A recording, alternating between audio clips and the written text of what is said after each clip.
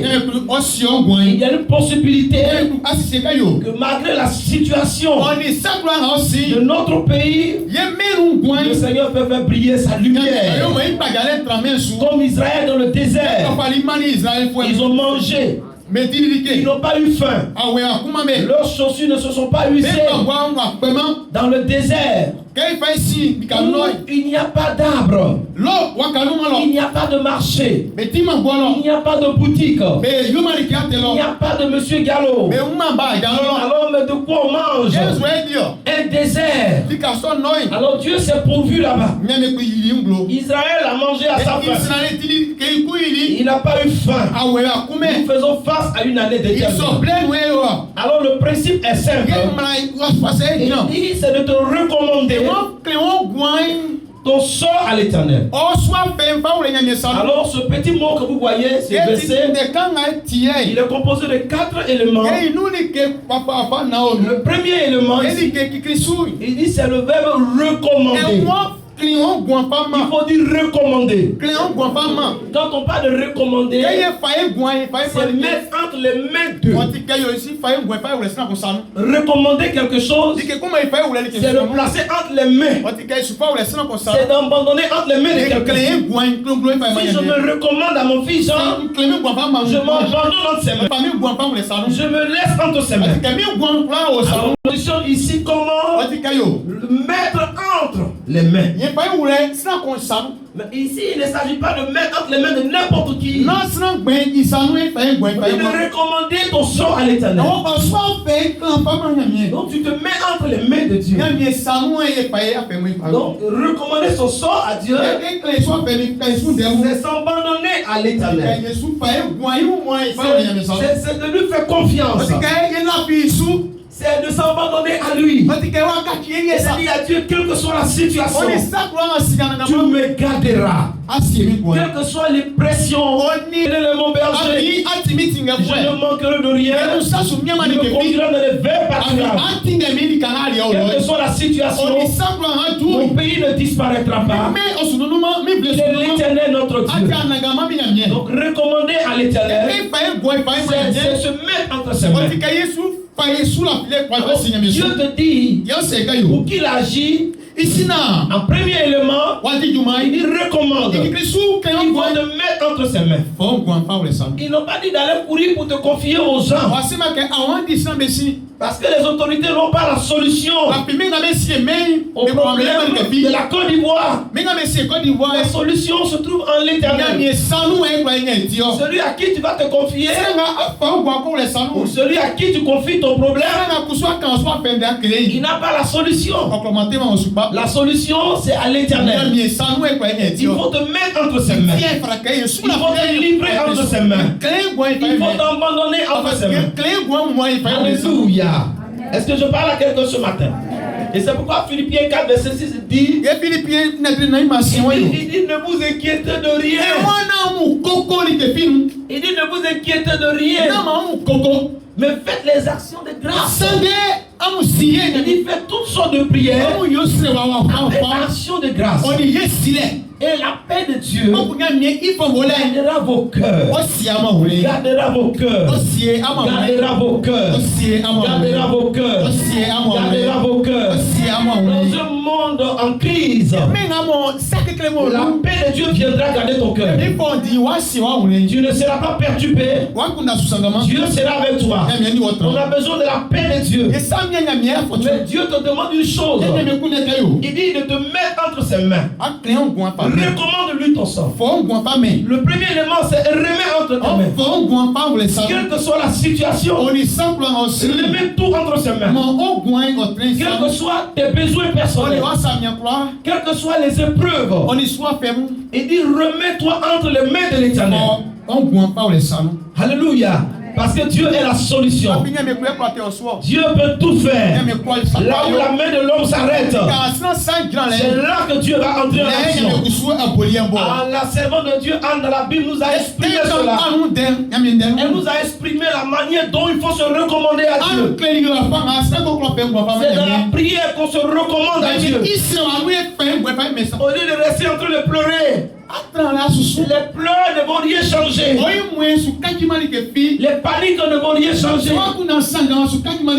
Notre bien-aimé Anne. Maman Anne dans la Bible. La mère du prophète Samuel. En 1 Samuel chapitre 1. Elle était désespérée. Alors qu'elle attendait un enfant. Elle était dans un foyer. Un foyer polygame. Où Salival avait des enfants. Elle n'en avait pas. Et Salival se moquait d'elle. Et c'est là qu'elle a appris à se confier à Dieu. Elle n'a pas couru aller se confier aux hommes. Elle ne s'est pas enfermée pour faire couler les larmes. Elle savait que Dieu pouvait changer la situation. Dieu pouvait lui donner un enfant. Dieu pouvait lui donner un miracle. Elle est entrée de la présence de Dieu. Elle est allée crier à Dieu. Elle est allée parler à Dieu. Et le miracle s'est produit. Elle a conçu un enfant dans son ventre. Alors qu'elle était stérile. Et Dieu lui a fait la grâce de concevoir Samuel et d'accoucher un enfant. Alors le miracle va venir ce matin. J'ai dit ton miracle arrive ce matin. Ton miracle arrive ce matin. En cette période électorale, tu ne mourras pas. Tu vivras. Tu vas t'en sortir. Mais mets-toi en pendant toi à Dieu. Alléluia. Et le second élément, il dit recommande ton sort. Donc il y a le mot sort. Le mot sort. Donc quand on parle de sort, on parle d'avenir. Il dit recommande quoi ton sort. Donc qu'est-ce que nous devons recommander à Dieu, notre sort? Il y a parlé des quatre éléments dans ce verset. Donc le second c'est le mot sort. Donc le sort ici c'est ton avenir. Ton destin. Ta destinée. Ce que tu veux voir venir. Ce à quoi tu espères. Dieu t'a dit que tu vas devenir un grand homme. Et ça c'est ton sort. Chacun de vous a un avenir. Dieu dit à Esaïe, il dit je sais les projets que je forme pour toi. Ce sont les projets de paix,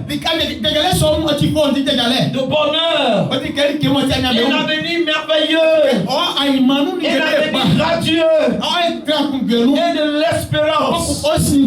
Alors quand on parle de sort, on parle de ton avenir. Ce que tu seras demain, c'est ça qui est ton avenir. C'est quand tu vas devenir demain. Dieu a préparé un futur glorieux pour toi. Tu ne sais même pas où tu vas. Mais Dieu qui a créé la Côte d'Ivoire, il sait le projet qu'il a formé sur cette nation. Le diable fera tout son possible dans cette nation. Déstabiliser le pays. Mais la Côte d'Ivoire survivra. La Côte d'Ivoire s'en sortira. La Côte d'Ivoire va retrouver la paix. Elle va retrouver l'équilibre. Parce que Dieu a prévu pour cette nation une destinée glorieuse. Alléluia. Bien-aimé, combien de personnes ici qui se préoccupent de leur avenir? Se dit, mais comment mon avenir sera demain? De quoi sera fait mon avenir? Qu'est-ce que je vais manger demain? Qu'est-ce que je vais faire demain? Et Matthieu dit, il dit demain prendra soin de lui-même. En d'autres termes, est-ce que demain veut s'occuper de lui-même? Ça vous dit que demain appartient à Dieu. Demain appartient à Dieu. Il faut le confier à Dieu. C'est Dieu qui sait ce qui va arriver demain.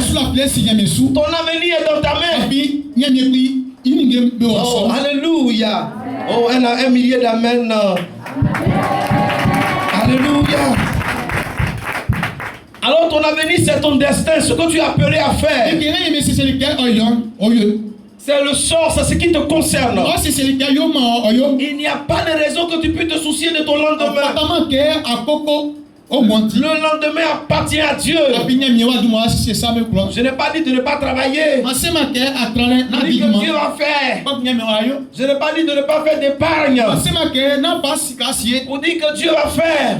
Ce n'est pas de ça qu'il s'agit. Ça veut dire de ne pas t'inquiéter.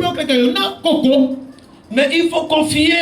Mettre ton avenir entre les mains de Dieu. Tout en demeurant de la prière.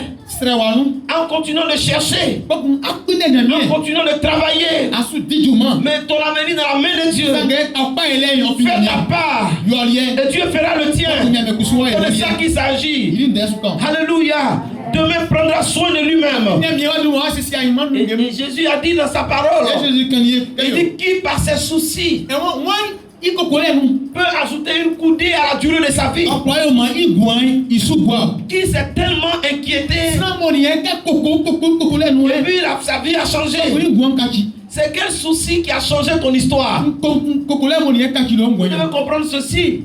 Lorsqu'une personne s'inquiète de son demain et qui se dit mais qu'est-ce que je vais faire demain?